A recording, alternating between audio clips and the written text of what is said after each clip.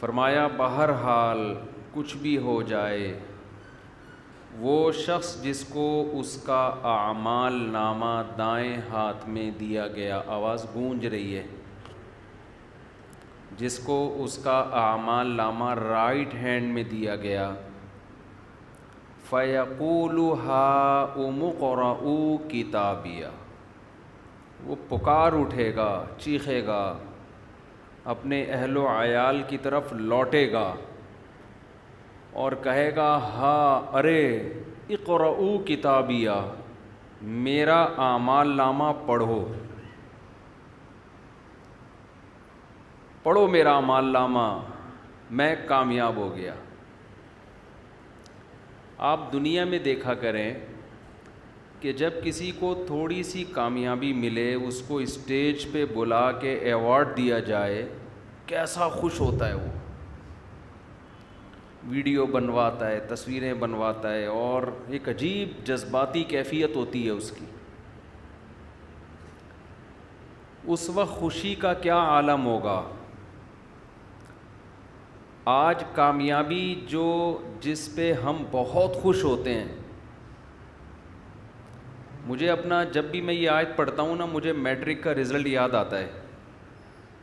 میں نے میٹرک میں حسب معمول شرارتوں کے علاوہ کچھ بھی نہیں کیا تھا۔ ہم لوگ شرارتی تھے ایک نمبر کے، اللہ تعالیٰ معاف فرمائے۔ غلط قسم کی شرارتیں نہیں تھیں، کوئی غیر اخلاقی۔ دل چاہتا تھا کہ پڑھنے کے علاوہ دنیا کا ہر کام کیا جائے، جو کہ سچے پاکستانی ہونے کی دلیل ہے۔ تو مجھے امید ہی نہیں تھی کہ میٹرک میں کوئی اچھے نمبر آئیں گے میرے، اور نقل بھی نہیں کرنی تھی، یہ بھی فیصلہ کیا ہوا تھا، وہی نقل پھرے ورے نہیں چلانے۔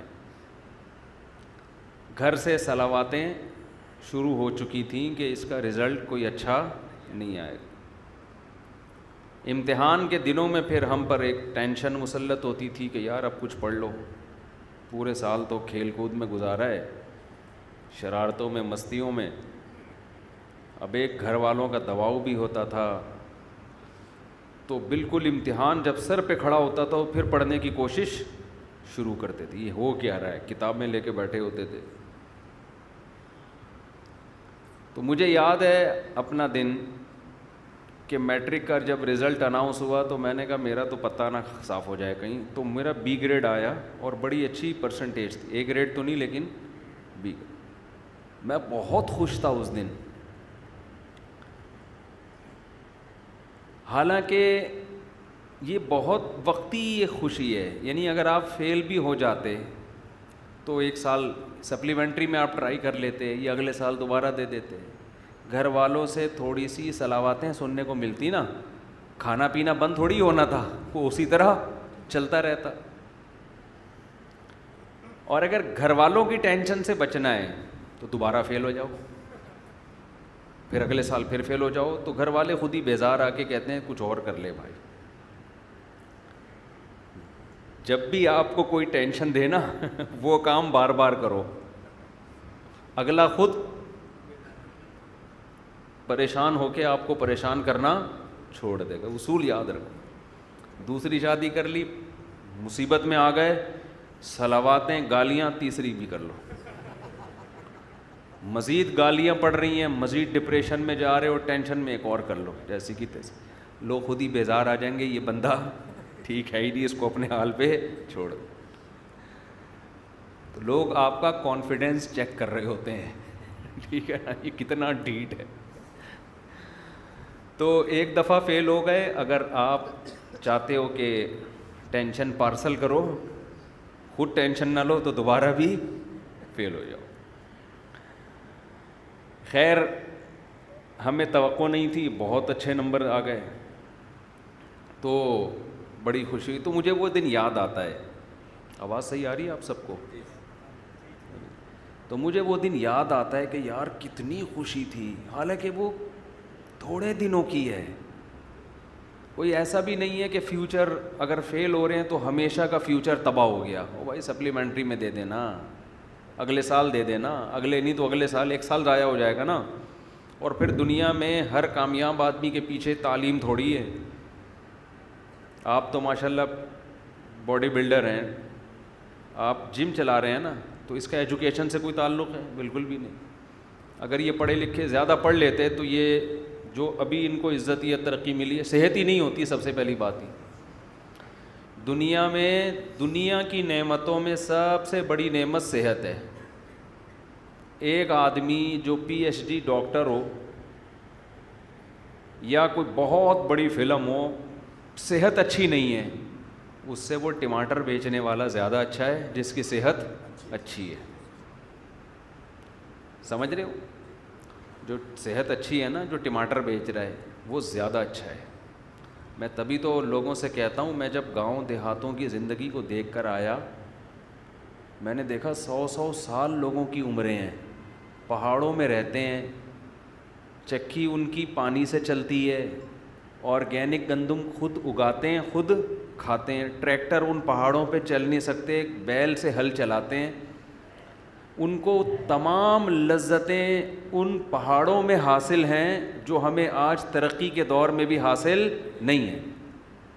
ان کی عمریں بھی اچھی، ان میں کوئی ڈپریشن کا مریض نہیں ہے، اور ان کی اولادیں بھی زیادہ، ان کے بچے بھی ماں باپ کا بہت احترام کرتے ہیں. ان کے ہاں اولادوں کے وہ مسائل نہیں جو آج ہمارے معاشرے میں. آج تو باپوں کو یہ شکایت، بیٹا ہماری سنتا نہیں ہے، مانتا نہیں ہے، ماں کو شکایت، وہاں یہ شکایتیں بھی نہیں ہیں. تو میں ان علاقوں میں جا کے کہتا ہوں یار اس ترقی کا، ان کو دیکھ کے ایسا لگتا ہے انسان کو 2 ٹکے کا فائدہ نہیں ہوا. مثلا یہ لائٹ نہ ہوتی تو اندھیرا ہوتا، سو جاتے، صبح اٹھتے جلدی اٹھ جاتے، صحت اچھی ہوتی، خراب ہوتی، اچھی ہو جاتی. فارمی مرغیاں نہ ہوتی تو یہ بھول ہے کہ ہمیں مرغی کھانے کو نہ ملتی، یہ غلط سوچ ہے. دیسی مرغیاں اتنی زیادہ ان کی پروڈکشن ہو جاتی کہ وہی ہمیں کھانے کو ملتی. اس کی میں ایک دلیل آپ کو یہ دیتا ہوں. جب تک مچھلی کی فارمنگ شروع نہیں ہوئی تھی، سمندر کی اور دریا کی آرگینک مچھی بہت ملتی تھی، ہمیں بہت ملتی تھی. سمندر رزق کے دروازے اس نے کھولے ہوئے ہیں، وہ دے رہا ہے، نکالو کھاؤ. ایک فلسفہ گڑھا گیا کہ یہ جو آرگینک مچھلی ہے یہ ہمارے لیے کافی نہیں ہے. اصل میں یہ بزنس کے نقطۂ نظر سے فارمنگ شروع کی گئی ہے. یار اس کی آواز کنٹرول کریں، میرے کان گونج رہے ہیں قدیر بھائی. بزنس کے نقطۂ نظر سے یہ فارمنگ شروع کی گئی ہے، بزنس کے پوائنٹ آف ویو سے. اس کا نقصان یہ ہوا کہ جب تاجر کو سستے میں اتنی زیادہ مچھی وہ پیدا کر سکتا ہے تو وہ آرگینک کی طرف جانا اس نے چھوڑ دیا. اس کی پروڈکشن ویسے ہی کم ہو گئی. اب لوگ سیٹ ہو جائیں گے کس پہ؟ آہستہ آہستہ فارمی مچھی پہ سیٹ ہو جائیں گے. جب فارمی مچھی پہ سیٹ ہو جائیں گے تو پھر وہ آرگینک بھی وہ ہو جائے گی ونس اپون اے ٹائم کہ ہمارے باپ دادا سمندر سے مچھی پکڑ گئے یا دریا کی اوریجنل مچھی پکڑ کے کھایا کرتے. حتیٰ کہ اب آپ فشری جاؤ گے نا، وہاں بھی آپ کو فارمی مچھلی مل رہی ہے. تو سمندر کے کنارے بھی آپ کو سمندری نہیں مل رہی. تو ہم نے گاؤں دیہاتوں میں بھی وقت گزارا ہے جو فارمی مرغی جانتے نہیں تھے، لیکن وہ دبا کے دیسی مرغی کھاتے ہیں. جب کہو کھلائیں گے وہ، اس لیے کہ لوگ پھر پالتے ہیں. تو اگر یہ سائنسی ترقی نہ ہوتی، ہم دیسی مرغیوں پہ سیٹ ہوتے، ہم دیسی گندم پہ سیٹ ہوتے، یہ جو کھاد والی یوریا والی گندم ہے یہ نہ ہوتی، بہت کچھ ہوتا. خیر ابھی کیا رونا روئے بیٹھ کے آدمی. آپ لوگ کہیں گے کیا دینی باتیں ہم سننے آئے ہیں، مفتی صاحب نے کیا مرغی اور انڈوں کی باتیں شروع کر دیں. تو جی نام اعمال سیدھے آتے ہیں. میں بات کہاں سے، یہاں سے ادھر سے ہم نے ٹریک بدلا کیسے نا. نہیں وہ تو ہے. ہاں میں رزلٹ کی بات کر رہا تھا کہ میں یہ عرض کر رہا تھا کہ ایجوکیشن اچھی چیز ہے, حاصل کرنی چاہیے, اس سے انسان پڑھا لکھا آدمی, میچور آدمی, بہت کچھ ہوتا ہے, لیکن اس کو بھی اپنے سر پہ بہت زیادہ مسلط کرنے کی بالکل بھی ضرورت نہیں ہے. سب سے پہلے کیا ہے؟ صحت. اگر آپ کوئی چیز اپنے اوپر مسلط کر لو گے تو آپ کی صحت گئی بھاڑ میں, نہیں تیل لینے. سمجھ رہے ہو نا؟ مسلط تو کرنا ہی نہیں ہے, مسلط صرف آخرت کی فکر, بس جہنم سے بچ جائیں, جنت میں چلے جائیں. اس کے علاوہ مسلمان کسی چیز کی ٹینشن بالکل بھی نہیں لیتا. میں آپ کو بتاؤں, میں بہت پڑھے لکھے لوگوں سے بھی ملتا ہوں, سب کی بات نہیں کر رہا, لیکن میں نے بہت سو کو اوپر سے مینٹل ان کا دیکھا ہے تھوڑا سا سیٹنگ آؤٹ, بہت سو کو, تھوڑے نہیں, ہماری بھی ایک زندگی گزر چکی ہے اس معاشرے میں.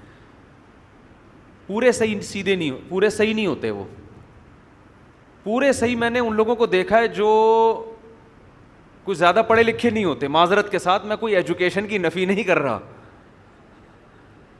بلکہ ایسے لوگوں کو بھی دیکھا ہے جو پڑھ پڑھ کے پاگل ہو گئے, بالکل بالکل ہی پاگل ہو گئے, دماغی توازن بالکل خراب. اس کی ایک وجہ تو یہ ہوتی ہے کہ ٹینشن بہت لے لیتے ہیں. امتحان کے دنوں میں کتنی ٹینشن ہوتی ہے پتہ ہے نا آپ, اتنی پاگل ہو رہا. ہمیں تو یاد ہے اپنا زمانہ, اتنی دماغ میں ٹینشن ہوتی تھی کہ اف, پیپر ہے, کل پیپر ہے, پرسوں پیپر ہے, کیا ہوگا کیا ہوگا. ایک عجیب, پہلے زمانے میں ہمارے علماء نے جو پڑھا ہے نا, جن طریقوں سے, جو بڑے بڑے علامے پیدا ہوئے ہیں, ان میں ایگزام کا کانسیپٹ ہی نہیں تھا. آپ کو تاریخ میں جتنے بڑے بڑے علامے ملیں گے مسلمانوں میں, انگریزوں کا مجھے نہیں پتا, وہ ایگزام ہی نہیں دیتے تھے. وہ ہوتا یہ تھا, کسی کو ٹیچر بنایا, جو جس فن میں ماہر ہے اس کو اپنا ٹیچر بنا کے اس فن کو اس سے سیکھنا شروع کر دیا, بس.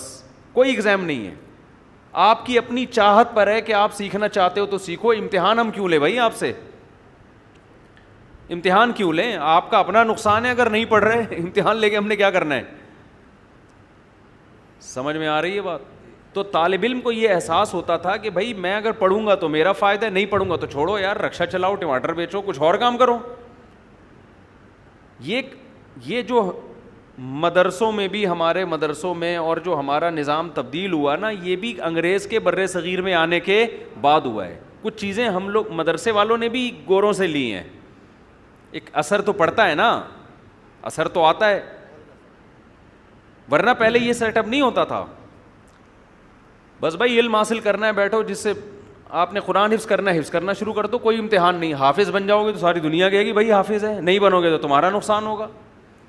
اس سے طالب علم میں شوق برقرار رہتا ہے. میں جب مدرسے گیا نا تو ہمارے مدرسے میں بھی میرا جو پہلا سال تھا اس میں امتحان کا کانسیپٹ نہیں تھا, تو میں نے بڑی محنت سے پڑھا. جب میں عربی گرامر میں نے پڑھنا شروع کی تو کچھ سوالات تو استاذ پوچھتے تھے, سبق پوچھتے تھے, کچھ میں فرضی سوالات بنا بنا کے اپنے آپ سے پوچھتا تھا.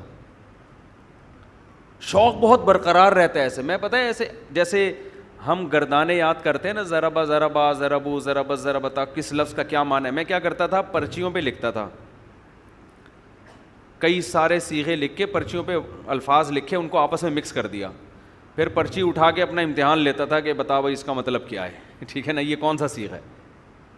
تو جب آپ میں پڑھنے کا شوق ہوگا تو آپ پڑھیں گے, نہیں شوق ہوگا تو امتحانوں سے آپ کو ڈپریشن کے علاوہ کچھ بھی حاصل نہیں ہوگا.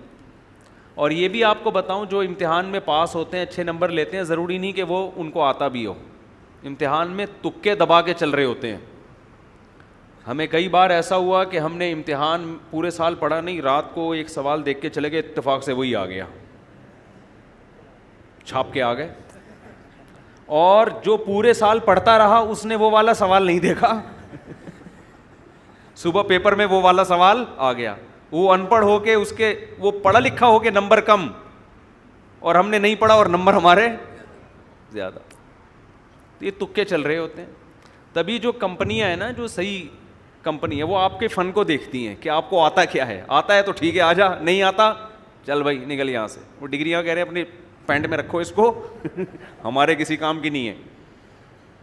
ایک صاحب میرے پاس آئے, کہنے لگے میرے پاس کوئی ڈگری شگری نہیں ہے, سب جعلی بنوائی ہے میں نے. تجربہ بہت ہے. آج کل ایک کمپنی میں HR مینیجر لگا ہوا ہوں. HR مینیجر بڑی فلم ہوتی ہے. تو میں نے کہا تمہیں کہہ رہے بس ہم ایسی ٹوپی کرا کے نا کمپنیوں میں گھستے یہاں تک پہنچ گئے. کہہ رہا ہے لیکن بھاری بھرکم تنخواہیں مل رہی ہیں مجھے, کیونکہ میں کام ان لوگوں سے زیادہ کر کے دے رہا ہوں جو پراپر پڑھے ہوئے, ڈگریاں بنا لی تھی اس نے. تو کہاں سے کہاں بات چلی گئی. جو اصل بات میں آپ سے عرض کر رہا تھا, یہ تو درمیان میں یہاں بات آ گئی نا. اصل بات میں عرض کر رہا تھا کہ موضوع میں تو ابھی آ رہا ہوں انشاءاللہ سورہ الحاقہ کی طرف, لیکن کچھ بیچ میں غریبیاں بھی چلتی ہیں. تو بار بار آپ سے یہ عرض کرتا ہوں کیونکہ اتنے ڈپریشن کے مریض آ رہے ہیں ہمارے پاس پورا ہفتہ, tension depression stress, tension depression stress, یہی لفظ سن کے بیزار ہو گئے. ہم پہ ٹینشن مسلط ہوتی تھی پڑھائی کی. مجھے یاد ہے جب میٹرک میں سرٹیفکیٹ ملا بھائی B گریڈ, کیا خوشی تھی بھائی, پاؤں زمین پہ ٹکے نہیں رہے تھے. اور یہ لوگوں کو ہوتی ہے, اچھے نمبروں سے پاس ہو جائیں بہت مزہ آتا ہے. تو سوچو جس دن یہ اعلان ہوگا, ایک طرف جہنم کی آگ ہے, اللہ کا قہر ہے, اللہ کا غضب ہے, دوسری طرف جنت کے باغات ہیں. ایسی جنت مالا عین رأت ولا اذن سمعت ولا خطر علی قلب بشر. نبی نے فرمایا نہ کسی کان نے اس کی لذتوں کو سنا ہے. یہ جو ہم سنتے ہیں نا, یہ اس کی حقیقت کو نہیں سنتے, اس جیسا کچھ سنتے ہیں ہم. اور نہ کسی آنکھ نے ایسی لذتیں کبھی دیکھیں. وما خطر علی قلب بشر, کسی انسان کے دل میں ان لذتوں کا تصور بھی نہیں گزرا. یعنی آپ تھوڑی دیر کے لیے تصور کر لو کہ کوئی عیاشی کی جگہ ہے جہاں عیش و عشرت کا سامان ہے, تو آپ کیا سوچ لو گے؟ نائٹ کلب ہوگا, شراب کباب ہوگا, حور و رنگ ہوگا, اور بہت عیاشی ہوگی, اور آپ کی جوانی ہوگی, یہی سوچ لو گے نا. اور یہ کھانے کو ہوگا, یہ پینے کو ہوگا. تو قرآن کہتا ہے کہ تم تصور کو انتہا تک لے جاؤ. دنیا میں عیاش ترین آدمی کی عیاشی کا تصور کر لو, جنت اس سے بھی اوپر کی چیز ہے, اس سے بھی اوپر کی چیز ہے. اور ویسے بھی عقل کی بات ہے, جو کائنات کو بنانے والا ہے, کریٹر ہے, دیکھو اس نے دنیا میں اتنی لذت کے سامان رکھے ہوئے ہیں. حالانکہ یہ لذتیں جو دنیا میں ہمیں مل رہی ہیں یہ کسی عمل کا بدلہ نہیں ہے, یہ تو اللہ نے ویسے ہی رحمت کی ہوئی ہے. یہ کسی عمل کا, ہماری محنت کا بدلہ نہیں ہے. پھر بھی کیسی لذتیں ہیں. شدید پیاس میں پانی کیسی لذت ہے, شدید بھوک میں مزے کے کھانے کیسی لذتیں ہیں, دیکھنے میں کیسی کیسی لذت کی چیزیں اللہ نے رکھی ہیں. تو آپ یہ سوچیں وہ لذتیں جو اللہ ہمیں ہمارے عمل کے بدلے کے طور پر دے گا, اور قرآن کہتا ہے وہ حقیقت میں بدلہ نہیں ہے بلکہ وہ بدلہ اللہ رحمت کی صورت میں نزولاً مہمان نوازی کے طور پہ کرے گا. یعنی وہ میزبان بن کے ہمارا اکرام کرے گا. تو وہ اکرام کی کیا انتہا ہوگی.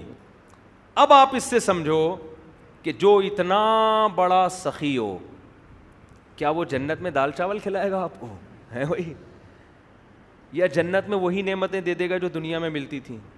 آپ جنت میں گئے, آپ کو بحری اٹاؤن دے دیا اللہ نے, لے وہی عیش کر. تو آپ کہو گے اے اللہ یہ کوئی الگ سے تو کوئی چیز نہیں ملی مجھے, یہ تو دنیا میں بھی ہم دیکھ کر آئے, تو نے ریاض ملک کو بھی دے دیا تھا یہ سب کچھ, ہے بھائی. کیا خیال ہے؟ اللہ نے آپ کو ڈیفنس دے دیا, وہاں پہ ایک بڑا سا 1000 گز کا بنگلہ دے دیا, ایک عدد خوبصورت سی بیوی دے دی. تو آپ کہیں گے اللہ یہ تو وسیم بھائی کو بھی ملی ہوئی تھی, یہ تو ستار کو بھی ملی تھی, یہ تو غفار کو, یہ تو سبکتگین کو بھی ملی ہوئی تھی. یہی ہو جائے گا نا, تو بہت سے لوگوں کو دنیا میں ملی ہوئی تھی, تو مجھے مل گئی تو کیا ہو گیا. تو ایسا نہیں ہے. قرآن کہتا ہے نزولاً, یہ مہمان نوازی ہوگی, اکرام ہوگا. دعوت میں کیا ہوگا؟ اکرام. اکرام من غفور الرحیم, اس ذات کی طرف سے ہوگا جو بڑا معاف کرنے والا اور اپنے بندوں پر بہت رحم کرنے والا ہے. اس لیے قرآن کہہ رہا ہے فلا تعلم نفس ما اخفی لهم من قرۃ اعین, کسی نفس کو خبر نہیں ہے اپنے بندوں کے لیے آنکھوں کی ٹھنڈک کا سامان ہم نے کیسا چھپا کے رکھا ہوا ہے. تو جب یہ سب چیزوں کی اناؤنسمنٹ ہوگی, اعمال نامہ دائیں ہاتھ میں ملے گا, یقین ہو جائے گا اب میں جنت میں جاؤں گا. حوریں بھی ملیں گی, شہد کی نہریں بھی, دودھ کی نہریں بھی, اور ایسی زندگی جو کبھی ختم ہونے والی نہیں ہے. تو آپ سوچو ہم میٹرک میں نہ پڑھ کے بی گریڈ سے پاس ہو کے اتنا خوش ہوئے تھے, صحیح ہے نا, اس کے بعد تو ہمارا وہ میٹرک کا سرٹیفکیٹ ہی گم گیا. وہ دوبارہ بنوانے گیا, پھر میں نے کہا چھوڑو کیا کرنا بنوا کے. پھر ہم نے انٹر تو کر ہی لیا تھا, انٹر کے بعد گمائے وہ, تو انٹر کے پڑھے ہوئے میٹرک کے نہیں ہیں. نکل تو آئیں گے, ریکارڈ تو پڑا ہوا ہے, لیکن کیا کریں گے, اس سے شادی تو ہوتی نہیں ہے. کیا کرنا, ہم نے کہا چھوڑو, ہر وہ کام جس کا شادی میں کوئی تعاون ہی نہیں کر رہی, تو میں نے اس سرٹیفکیٹ کا کرنا کیا ہے, اس لیے میں نے گیا ہی نہیں بورڈ آفس دوبارہ. جاب ہم نے کرنی نہیں ہے, تو اس لیے ہم نے کہا اب کیا کرنا ہے. تو اس سرٹیفکیٹ پہ میں اتنا خوش ہو رہا ہوں. سوچو ہم میں سے جب کسی کو اعمال نامہ دائیں ہاتھ میں, جب کہ ہماری جان لٹکی بھی ہوگی کہ ادھر یا ادھر, اس وقت جب اعمال نامہ مل گیا تو بھائی وہ تو چیخے گا گھر والوں کے پاس. اس سے پہلے کیا کنڈیشن تھی, یفر المرء من اخیہ, اپنے بھائی سے بھی دور بھاگتا تھا, ماں سے بھی دور, بیوی سے بھی دور, کسی کو پہچاننے سے بھی, سب کو پہچاننے سے انکار. بھائی میں کسی, جیسے آپ سب ضرورت مند ہو نا, آپ کو ڈر ہوتا ہے کوئی قرضہ لینے نہ آ جائے مجھ سے, ٹھیک ہے نا, اس وقت تو یہ ڈر کہ یہ مجھ سے کوئی نیکی ویکی نہ مانگ لیں. بھائی ابھی میں کسی کو نہیں جانتا, میری جان حلق میں اٹکی ہوئی ہے. لیکن جہاں فیصلہ ہو گیا اعمال نامہ دائیں ہاتھ میں, بھاگے گا اپنے گھر کی طرف. ہاں اقرؤ کتابیہ, لوگو میرا اعمال نامہ پڑھو پڑھو پڑھو. میں نہیں بتاؤں گا کامیاب ہوا یا ناکام, پڑھ کے دیکھ لو پتہ چل جائے گا, ثبوت کے ساتھ دیکھ لو. آگے قرآن کہتا ہے فَهُوَ فِي عِيشَةٍ رَاضِيَةٍ, ایسی زندگی میں ہوگا کہ وہ زندگی اس سے خوش ہوگی. یہ بھی قرآن کی بلاغت ہے. اصل میں تو یہ زندگی سے خوش ہوگا نا, اصل میں تو یہ اس زندگی سے خوش ہوگا. قرآن کہہ رہے ہیں نا زندگی اس سے خوش ہوگی. یہ حال کرتے ہیں جب کسی کی قسمت جاگ اٹھے, ہم کہتے ہیں نا یار لگتا ہے قسمت اس پہ مہربان ہو گئی ہے, کہتے ہیں کہ نہیں کہتے, یار اس کی تو زندگی اس پہ مہربان ہو گئی ہے لگتا ہے, یعنی اس کے ہر کام بنتے چلے جا رہے ہیں, ہر خوشی. بعض لوگوں کو جو جس کام میں ہاتھ ڈالو الٹا کام. بعض لوگ یہ بھی شکایتیں لے رہے ہیں یار ہم دکان کھولتے ہیں, اس کا جو چلتا ہوا کاروبار ہے اس کا بھی بیڑا غرق ہو جاتا ہے. بعض لوگ یہ شکایت لے کے آتے ہیں یار جو کام کرتا ہوں الٹا ہو جاتا ہے, یار جو کام کرتا ہوں الٹا ہو جاتا ہے, لگتا ہے میری زندگی ہی مجھ سے ناراض ہو گئی ہے. تو قرآن نے یہی لفظ استعمال کیا, عیشت, ایسی زندگی کہ زندگی اس سے کیا ہوگی, خوش, زندگی راضی ہوگی اس سے. یہ بلاغت ہے قرآن کی, یعنی زندگی مہربان ہو کے کہے گی بتا تجھے کیا چاہیے. وَلَكُمْ فِيهَا مَا تَشْتَهِي أَنفُسُكُمْ, جس چیز کا دل چاہے گا وہ ملے گی. اور ہماری ابھی زندگی میں دل کی خواہشات محدود ہیں, وہاں یہ خواہشات کا حجم بھی بڑھ جائے گا, کیونکہ ابھی تو دل بھی یہ والا لگا ہوا ہے نا, وہاں تو دل بھی چینج ہو چکا ہوگا. بعض حضرات کہتے ہیں ہمارا دماغ 25% کام کرتا ہے, عین ممکن ہے دماغ میں 100%, جنت میں 100% کام کرنا شروع کر دے. خواہشات بڑھ جائیں گی وہاں پہ, صحت بڑھ جائے گی, قوت بڑھ جائے گی, طاقت بڑھ جائے گی. وَلَكُمْ فِيهَا مَا تَشْتَهِي أَنفُسُكُمْ, قرآن کہہ رہا ہے جو چاہو گے ملے گا تمہیں وہاں پہ. وَلَكُمْ فِيهَا مَا تَدَّعُونَ, جس چیز کو مانگو گے تمہیں ملے گا, ہر چاہت پوری ہوگی. نُزُلًا مِّن غَفُورٍ رَحِيمٍ, اللہ کہتے ہیں یہ بدلہ جو میں کہتا ہوں نا اعمال کا, یہ مجازن کہہ رہا ہوں اعمال کا بدلہ. تمہارے اعمال اس قابل نہیں ہے کہ ایسا بدلہ ملے, اس کو تو میں بدلہ تمہیں خوش کرنے کے لیے کہہ رہا ہوں. حقیقت میں یہ بدلہ نہیں ہے, میری طرف سے انویٹیشن ہے, دعوت ہے, اکرام ہے تمہارا. تو اللہ کا جو اکرام ہے وہ چھوٹا نہیں ہو سکتا. وہ اکرام ایسا ہوگا کہ بندے کہیں گے کہ اللہ بخیل نہیں ہے, جو ہمارا تصور تھا اللہ نے اکرام اس سے کئی گنا زیادہ کیا ہے. آخری حدیث سنا کے بیان ختم کرتا ہوں. نبی صلی اللہ علیہ وسلم نے فرمایا کہ جو آخر میں جو مسلمان جہنم سے نکلے گا نا سزا کھانے کے بعد, جو سب سے کمتر مسلمان ہوگا اس کو اللہ سب سے کمتر جنت دیں گے. تو جب وہ جنت میں جائے گا نا تو نبی صلی اللہ علیہ وسلم, حضرت عبداللہ بن مسعود تھے غالباً یہ حدیث بیان کر کے, انہوں نے فرمایا کہ وہ اللہ سے کہے گا اے اللہ تو اللہ ہو کے مجھ سے مذاق کرتا ہے.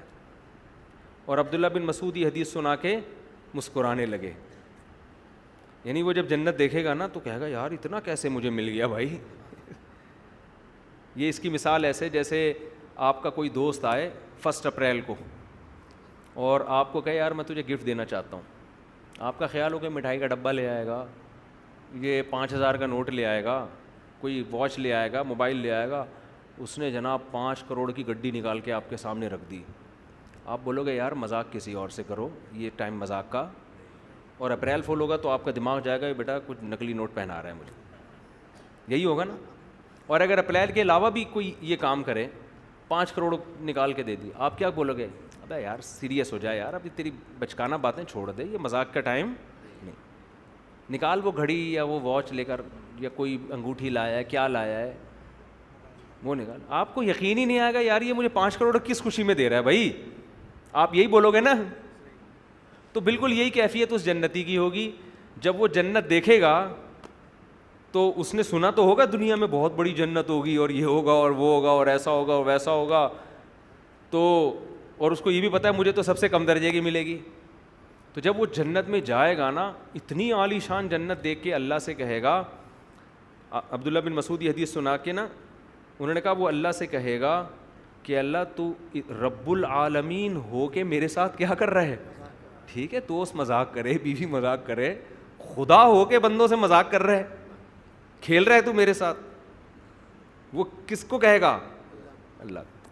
ہم ہوتے ہم کہتے یہ دائرہ اسلام سے خارج, توہین اللہ کا مقدمہ لگا کے بند کرو اس کو سالے کو, سمجھ رہے ہیں نا.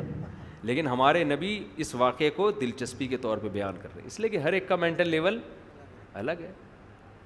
وہ بیچارہ اس کی سوچ اتنی ہے, وہ یہی سمجھ رہا ہے کہ مذاق ہو رہا ہے میرے ساتھ, جو اس کے دل میں تھا اس نے اللہ سے کہہ دیا. ہم لوگوں نے تو الگ ہی, سب کو ایک ہی لاٹھی سے ہانک رہے ہوتے ہیں.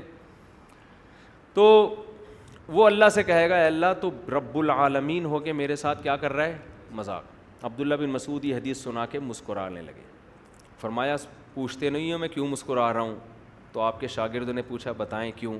فرمایا پیغمبر صلی اللہ علیہ وسلم نے جب یہ بات بتائی تو آپ صلی اللہ علیہ وسلم بھی مسکرائے, اور آپ نے ہم سے پوچھا تھا کہ پوچھتے نہیں ہو کیوں مسکرا رہا ہوں میں.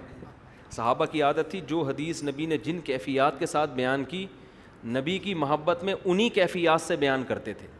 جیسے 2 حدیث ایسے بیان کی نا نبی نے کہ میں اور یتیم کی کفالت کرنے والا ایسے ساتھ ہوں گے, تو صحابی نے جب بھی حدیث بیان کی ہے انہوں نے کبھی یہ نہیں کہا کہ جیسے 2 انگلیاں ساتھ ہوتی, ہمیشہ اشارہ کر کے بتایا ایسے ساتھ. پھر ان کے شاگرد نے جب بھی حدیث بتائی ایسے ساتھ. تو وہ ایک محبت تھی نا, بالکل اسی اسٹائل میں حدیث بیان کرتے تھے, اسی انداز. تو جس حدیث کو بیان کر کے نبی مسکرائے, صحابی اس حدیث کو بیان کر کے مسکرائے, تابعین, یہ اسی طرح چلی آ رہی ہے یہ. تو ابن مسعود رضی اللہ عنہ نے فرمایا کہ پوچھتے نہیں ہو کیوں مسکراتا ہوں؟ ساتھیوں نے پوچھا کیوں؟ فرمایا کہ نبی حدیث بیان کر کے مسکرائے تھے, اور فرمایا کہ پوچھتے نہیں ہو کیوں مسکراتا ہوں؟ تو ہم نے پوچھا کیوں؟ تو فرمایا کہ جب اللہ بندے کی یہ بات سنے گا تو اللہ بھی مسکرائے گا. اس بندے کو کیا ہو گیا ہے, کیسی باتیں کر رہا ہے. لیکن اللہ اس کی کیفیت کو جانتے ہوں گے, اس پہ اللہ کفر کا فتویٰ نہیں لگائیں گے. اللہ کو پتہ ہوگا یہ بیچارہ کہ اس کی یہی کیفیت بننی تھی کیونکہ اس کے ہوش اڑ گئے ہیں یہ جنت دیکھ کر.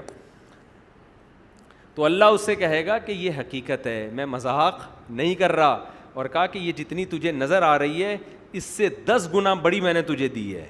یہ ایک حصہ ہے جو تجھے دکھا رہا ہوں میں, اس سے 10 گنا بڑی ہے. تو اللہ کا اکرام میرے بھائی اللہ اپنے حساب سے کرے گا.